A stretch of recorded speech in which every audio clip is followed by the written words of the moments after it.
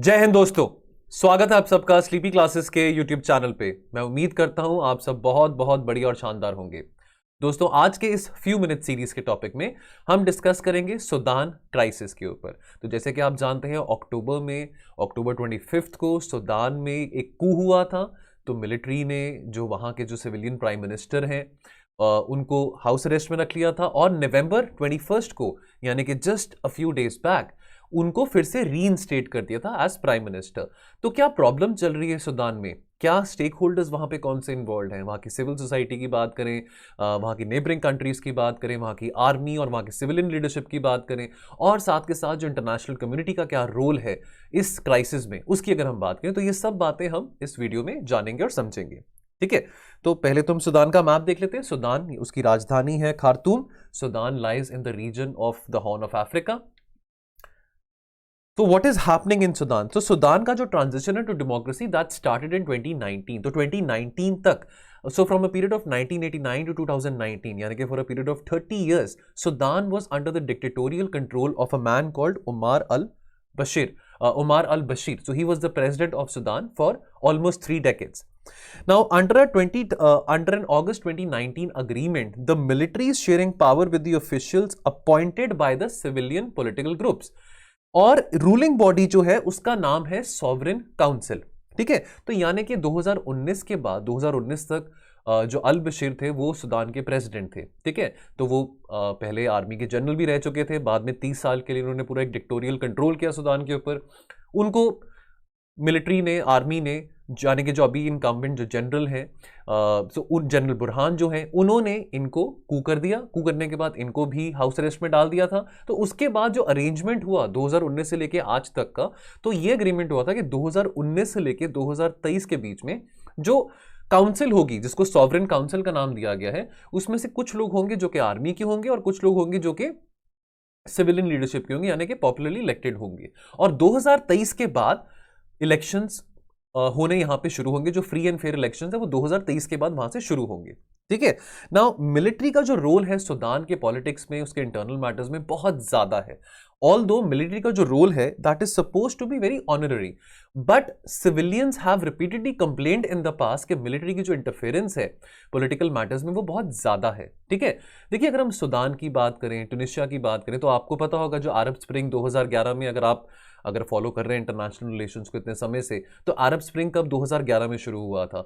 तो अब ये देखा जा रहा है ये सेकेंड वेव है अरब स्प्रिंग का, जो कि countries like Tunisia, Sudan, Ethiopia में अभी देखने को मिल रहा है, जहां की जो सिविल सोसाइटी है या जो सिविलियन लीडरशिप है in synchronisation with the civil society, कैसे वो मिलिट्री के रूल से अपसेट है, कैसे वो मिलिट्री के रूल से एजिटेटेड है। वो नहीं चाहते कि मिलिट्री उनको कंट्रोल करे, वो डेमोक्रेसी को और अपनी कंट्री में अशर इन करना चाहते हैं, लेकिन वहां की जो मिलिट्री है वो डेमोक्रेसी को वहां पे अशर इन नहीं होने दे रही है। ठीक है, तो अभी एक मेकशिफ्ट अरेंजमेंट बनाया गया है जिसको सॉवरेन काउंसिल कहते हैं, यानी कि कुछ लोग मिलिट्री के होंगे, कुछ लोग सिविलियन लीडरशिप के होंगे। तो क्लियरली वहां पे भी सिविलियन लीडरशिप की इतनी नहीं चल रही है। Now, what the conflict between military and civilian parties? तो पहला point of tension है is the pursuit of justice over allegation of war crimes which happened in the Darfur crisis in 2003.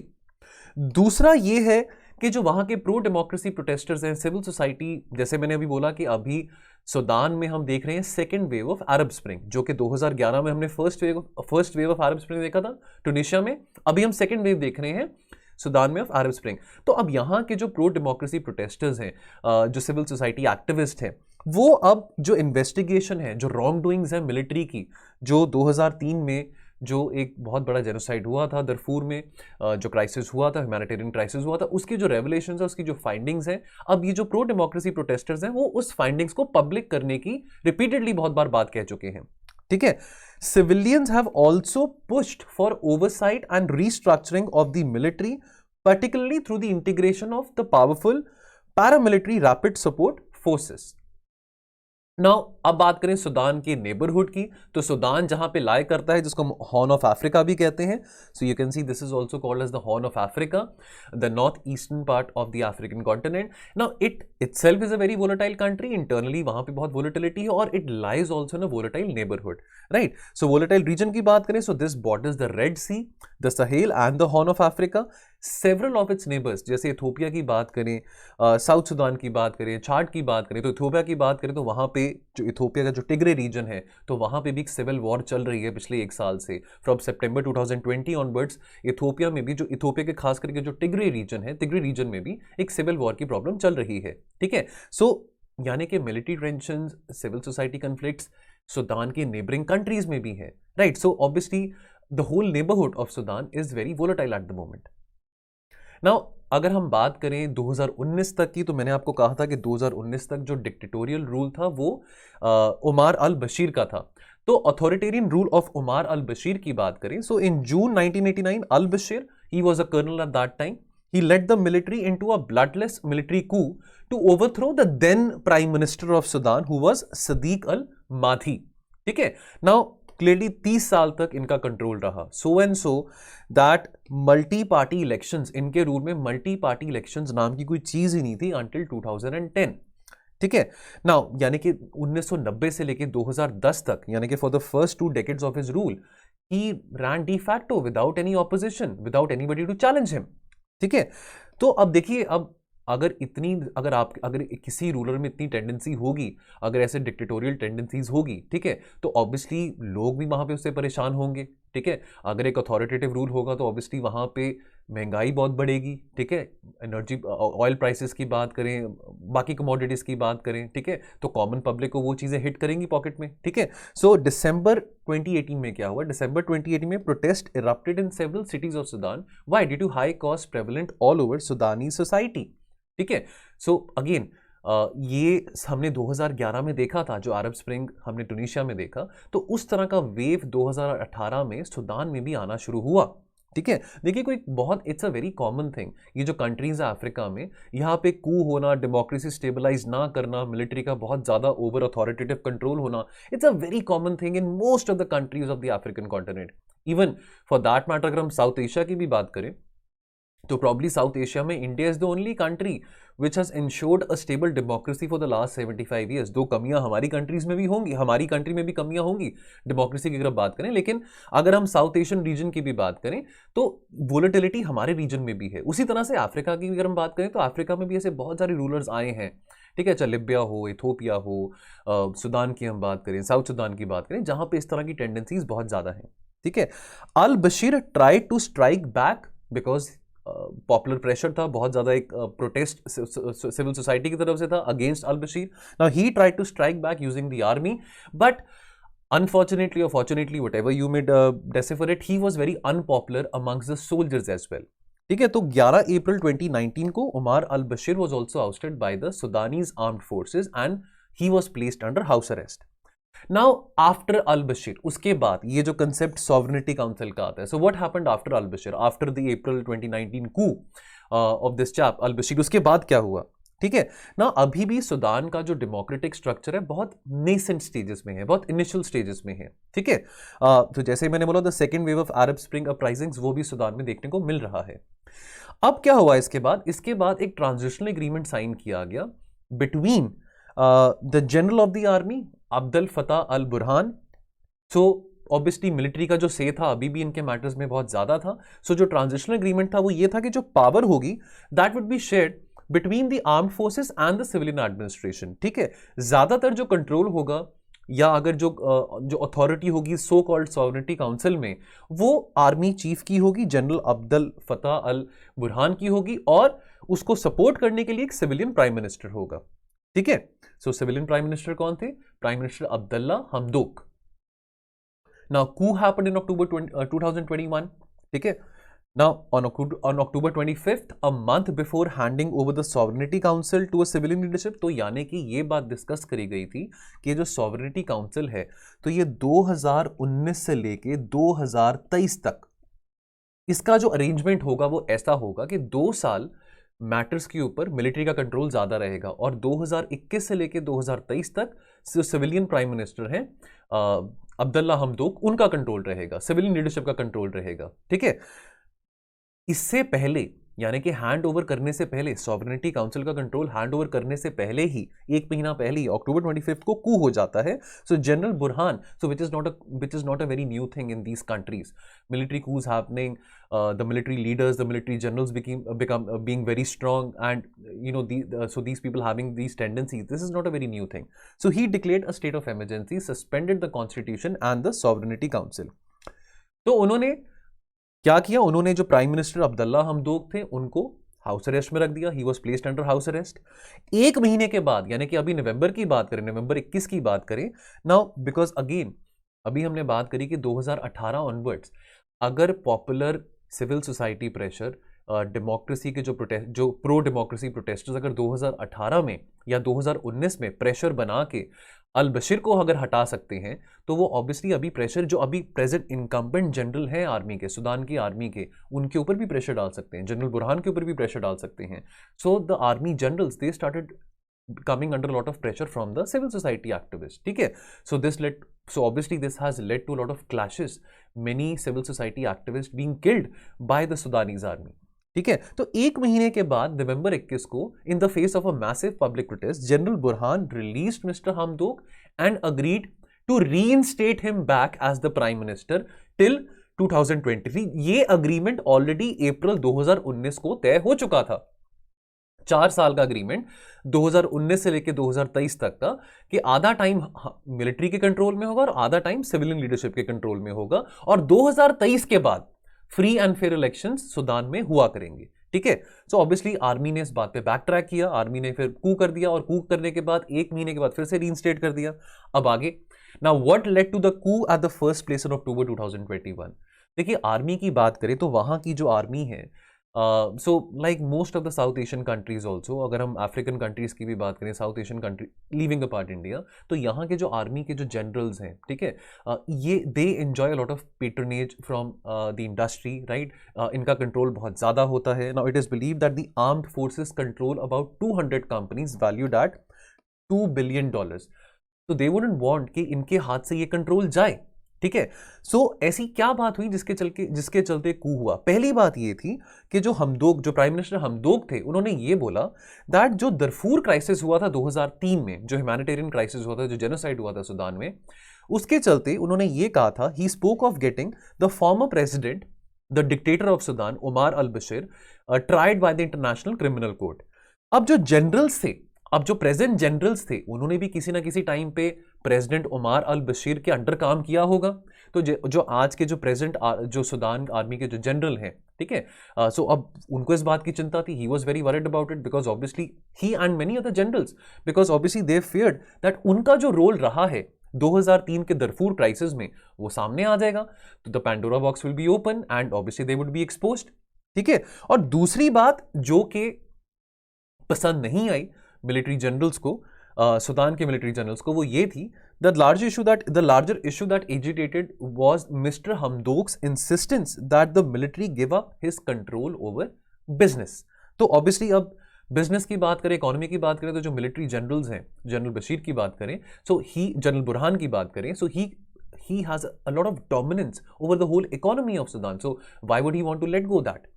ठीक है, अब why has Abdullah Hamdok been reinstated as prime minister now in November of 2021 after a period of 1 month? What led to this change of heart?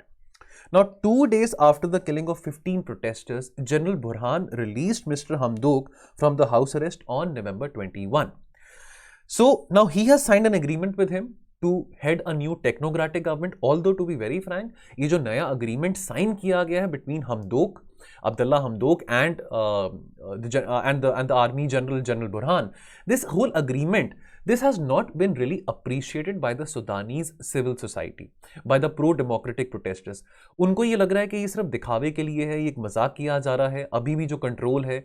I mean, it is very hard to swallow the fact that why will overnight, ऐसा क्या हुआ कि रातों रात क्या general Burhan ये चाहेंगे कि सुदान का जो इंटरनल कंट्रोल है, सुदान सोसाइटी का, सुदान पॉलिटिक्स का, वो सारा का सारा कंट्रोल एक सिविलियन प्राइम मिनिस्टर के पास चले जाए, उसी प्राइम मिनिस्टर को जिसको 1 महीने पहले उन्होंने हाउस अरेस्ट में रखा था. तो क्लियरली आर्मी अपना कंट्रोल सुदान के ऊपर से नहीं छोड़ना चाहती है.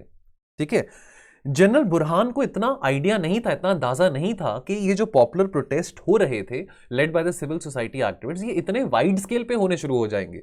ठीक है, so he underestimated the power of democracy, he underestimated the power, the voice of the civil society. उसके अलावा जो वेस्टर्न कंट्रीज हैं, अरब कंट्रीज की बात करें, अफ्रीकन नेशंस की बात करें, उन्होंने बहुत प्रेशर डालना शुरू किया जनरल बुरहान के ऊपर। और यूएस ने यहां तक तो यूएस हैज सस्पेंडेड $700 मिलियन की जो एड अमेरिका दे रहा था वो सस्पेंड कर दिया, ये कह के दैट देखो आपको पैसे हम तब देंगे जब आप वापस से अब्दुल्ला हमदोक को प्राइम मिनिस्टर रीइंस्टेट करेंगे। ठीक है, now what is the role of international community in this crisis, अगर हम ये बात करें।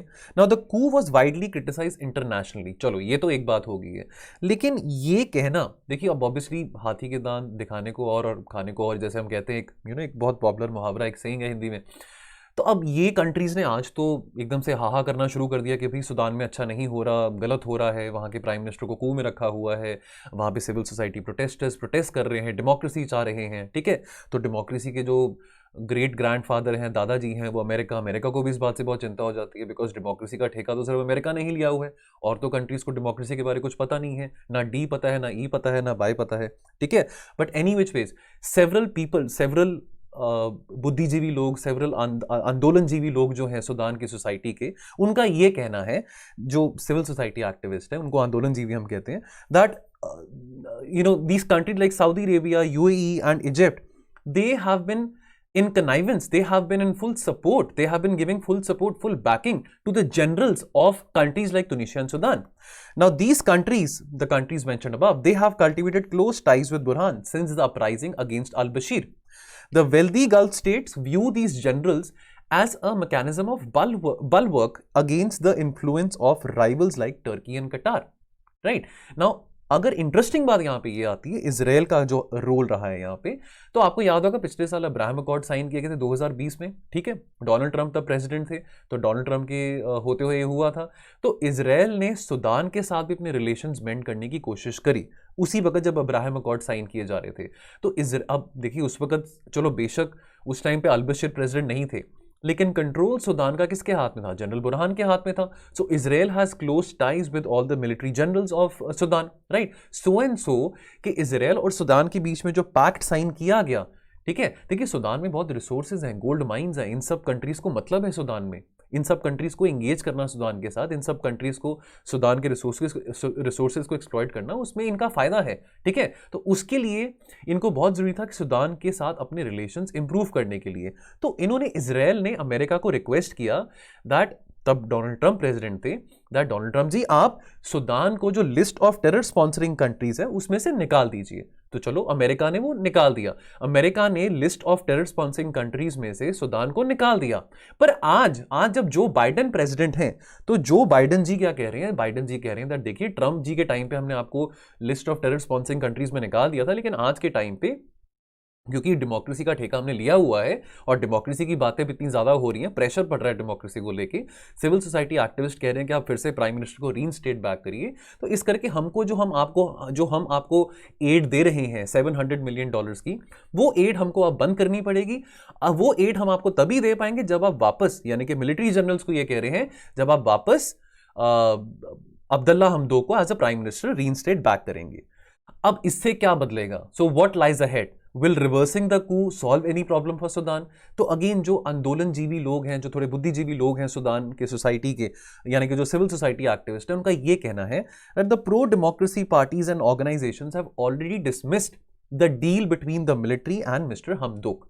उनका ये कहना है दैट लुक ये मजाक है, ठीक है, ये थोड़ा सा प्रेशर आ गया वेस्टर्न कंट्रीज से, वेस्टर्न मीडिया से, ठीक है, दैट ये जो रीइंस्टेटमेंट करा अपने प्राइम मिनिस्टर का वापस से, this is all because this is just a दिखावा, दिस इज जस्ट अ दिखावा, this is just under international pressure.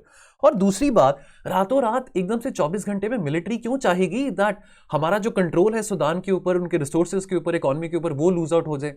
तो उसकी मिलिट्री तो बिल्कुल ये बात नहीं चाहेगी। क्या सुदान के मिलिट्री जनरल्स उसी बंदे को वापस प्राइम मिनिस्टर रखना चाहेंगे जिसने दो बातें बोली? पहली बात कि भाई जिनका नाम आया है 2003 के दरफूर क्राइसिस में, जो ह्यूमैनिटेरियन क्राइसिस, जो जेनोसाइड हुआ था, उन सबको कड़ी से कड़ी सजा मिले bye the international crime court, bye the international criminal court, तो क्या वो लोग चाहेंगे जिन्होंने ये अपराध किया था कि भाई हम उसी बंदे को प्राइम मिनिस्टर बना दें जिस बंदे ने ये प्रस्ताव रखा है कि हमको इस चीज की सजा हो? तो वो क्लियरली नहीं चाहेंगे। The pro democracy movement has also vowed, उनका यह कहना है, जो प्रो डेमोक्रेसी प्रोटेस्टर्स हैं, देखो आपने जितना जोर लगाना है लगा लो, हम अपना जो संघर्ष है, अपना जो प्रोटेस्ट है वो जारी रखेंगे, बिकॉज ये सब दिखावे की बात है। ये जो नई डील जो आपने साइन करी है, ये जो टेक्नोक्रेटिक गवर्नमेंट की डील आपने साइन करी है अब्दुल्ला हमदोक ने, ये सब एक दिखावे की बात है, और हम तब तक प्रोटेस्ट करते रहेंगे जब तक एक फ्री एंड फेयर डेमोक्रेसी हमारी कंट्री यानी कि सूडान में स्टैब्लिश नहीं हो जाती, और जब तक फ्री एंड फेयर इलेक्शन शुरू नहीं होते 2023 में से विदाउट एनी इन्वॉल्वमेंट और इंटरफेरेंस ऑफ द आर्मी, तब तक हम अपना प्रोटेस्ट जारी रखेंगे। चलिए, तो दोस्तों ये सब था सूडान क्राइसिस को लेके। उम्मीद करता हूं कि सब क्राइसिस को लेके जो भी फैक्चुअल चीजें थी वो हम अच्छी तरह से आपको एक्सप्लेन कर पाए थे। सो ठीक है दोस्तों, मिलते हैं बहुत जल्दी और नए टॉपिक्स के साथ फ्यू मिनट सीरीज में भी। आप अपना ध्यान रखिए और पढ़ते रहिए। Thank you. जय हिंद।